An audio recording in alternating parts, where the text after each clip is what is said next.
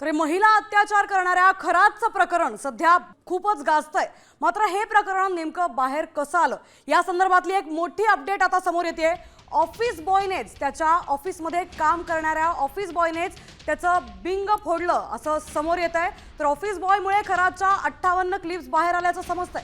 आपले प्रतिनिधी अभिजित सोनावणे आपल्या सोबत जोडले गेलेत। नेमकं हे प्रकरण बाहेर कसं आलं याबद्दलचे अपडेट्स मिळतात अभिजित।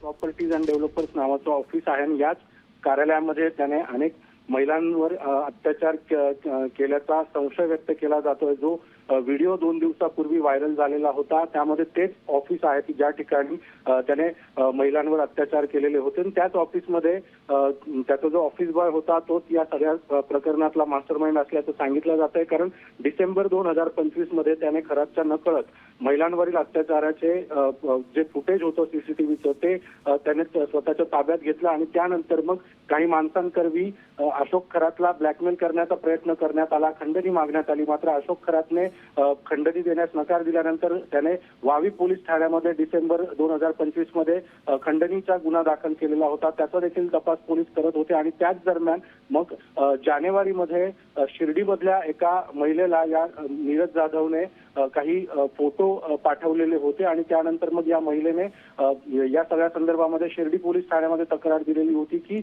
हा जो ऑफिस बॉय आहे नीरज जाधव याने काही मॉफ केलेले आणि AI फोटो जे आहे ते या महिलेला पाठवल्याची तक्रार होती। त्यानंतर मग शिर्डी पोलीस ठाण्यामध्ये नीरज जाधव विरोधामध्ये गुन्हा दाखल झालेला होता फेब्रुवारी 2026 म्हणजे साधारणपणे 1 महिन्यापूर्वी। आणि त्यानंतर मग नाशिकचं जे हे प्रकरण होतं त्या प्रकरणामध्ये अशोक खरात याच्या विरोधामध्ये जो गुन्हा दाखल झाला त्यानंतर मग या सगळ्या प्रकरणाचा तपास खरं तर सुरू झालेला होता। मात्र नीरज जाधव आणि त्याचे काही साथीदार जे आहेत ते वेगवेगळ्या पीडित महिलांना सातत्याने संपर्क साधत होते आणि अशोक खरातकडे खंडणी उकळण्याचा प्रयत्न करत होते। मात्र कुणीही पुढे न आल्यानं त्यांचा डाव। नक्कीच धन्यवाद अभिजित आपण दिलेल्या सविस्तर माहितीबद्दल। त्यामुळे आता ऑफिस बॉयनेच अशोक खरातचं बिंग फोडल्याचं समोर आलंय।